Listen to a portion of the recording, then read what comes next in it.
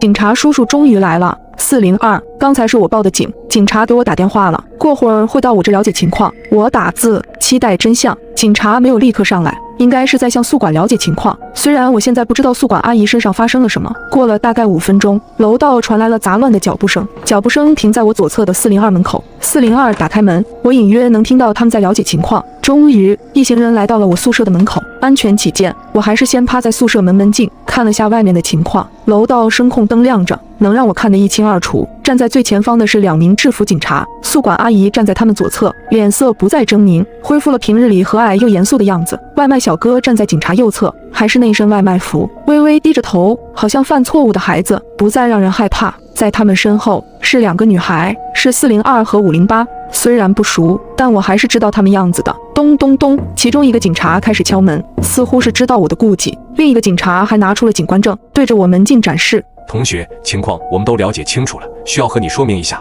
另外，为了保证你的安全，务必开门让我们看看。虽然我还心有余悸，不过对2位警察的身份并不担心。楼下是警车，他们穿着制服，带着警官证。我打开宿舍门，402先过来拉住我的手。别担心，事情都弄清楚了，是误会，是我报的警，所以我在这儿。你和508受到了波及，所以也要出面给你们解释一下，并确认你们的安全。我疑惑的目光看向一旁的宿管阿姨和外卖小哥，最后又把目光移向警察，大方地说出心中疑问。外卖小哥带着刀进宿舍楼，执意要进我和508的宿舍，还有宿管阿姨也带着刀，他们刀上还都有血，麻烦告诉我原因。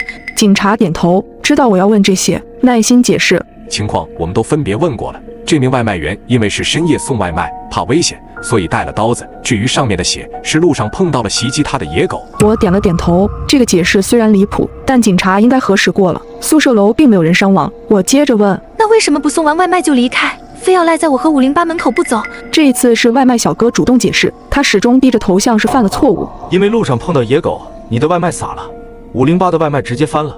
因为我们差评扣钱，我害怕你们投诉，所以……警察接着补充，我们看过他的订单记录了，是有你们2位同学的订单。我点头，这也解释得通。一旁的宿管也紧跟着解释，我也是看到半夜有人闯进宿舍楼，一时着急才情绪失控。同学们，阿姨给你们道歉。看着宿管阿姨的样子，与往日无异，我接着问重点。阿姨，你手里有刀，我能勉强理解，可刀上的血呢？宿管阿姨和蔼笑道，那把刀是我切肉用的。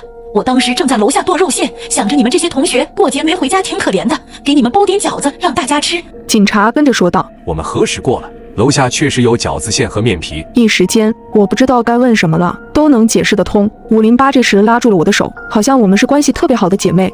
虚惊一场，是误会就好，麻烦警察叔叔跑一趟了。警察点头，你们有防范意识是好事，尤其放假期间学校人少，更要注意安全。没什么问题的话，我们就先走了。似乎看到我心中的担忧，其中一个警察拿出便笺纸，在上面写了一个电话号递过来。如果还有问题，随时打我电话，会比报警电话更快，不用转接。我刚要伸手接，508比我更快地接过纸条。我没多说什么，既然事情解决了，那这电话号谁拿走都一样。戏剧性的乌龙就这样结束，大家都回到了各自的宿舍，折腾了大半夜，情绪也放松了。我这才感觉到肚子饿了。外卖小哥没问题，我那碗麻辣烫肯定是可以放心吃的。我拿起外卖，照常撕掉贴在包装袋上的外卖单。就在这时，我手一顿，发现外卖单的背面有字，不难猜是刚才那个外卖小哥写的。上面的字很丑很潦草，应该写得很着急。上面写的是小心413。我倒吸一口凉气，害怕、疑惑、紧张等情绪一拥而上。回忆起413是413拉的小群，413第一次主动告诉我外卖小哥离开，直到最后警察来413都没有出现过，的确有疑点在。就在这时，我的微信又响了，